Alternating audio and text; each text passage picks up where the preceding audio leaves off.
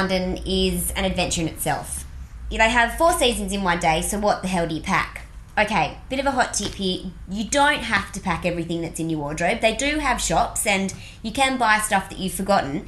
Now, what I'm going to try and do is give you some handy hints of what you should take, but really the rest is up to you. Whatever you feel comfortable, just don't pack the kitchen sink.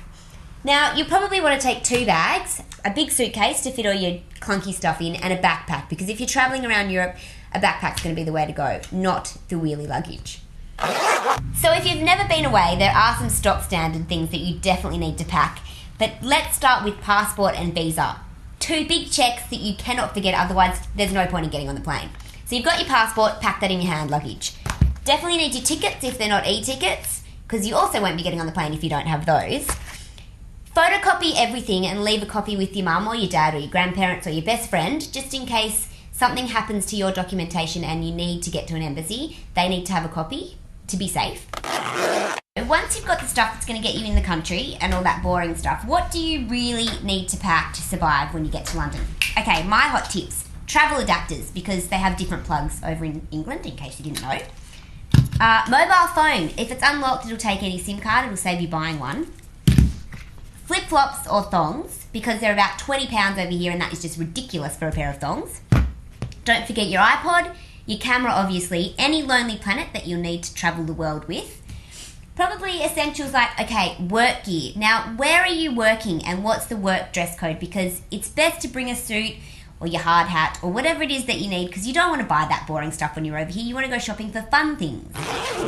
Think about the weather. When are you going to London?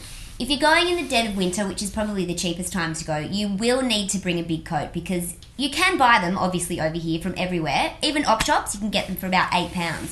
But again, that's going to be money you're outlaying as soon as you get to London, which you might not want to do. So if you can fit a big coat in, great. If you're coming in summer, even better. Don't worry about the big coat, because you'll be able to make enough money to buy one once it becomes winter. Just bring some light jumpers. The key to London packing is layers. Because there's 4 seasons in one day, layer it up. You want singlets, you want jerseys, you want jumpers, and you want jackets.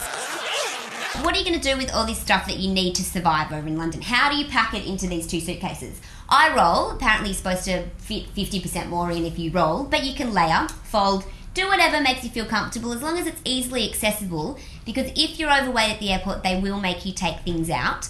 Now, at the moment, you can take about 22 kgs on BA and Qantas, but ring them just to make sure, because you don't want to be overweight. Even weigh your suitcase before you leave. So, you've packed, but there's a few things you need to do before you go. Go and visit your dentist, go and visit your doctor, get their details, because if you want to join the NHS, which is their health system over here, you'll need to give them your doctor's details. It's handy to have anyway. Get a bank statement from your bank account, a proper one from the actual teller, because you might need that when you enter immigration. They do ask how much is in your bank account, so they don't think that you're bludging.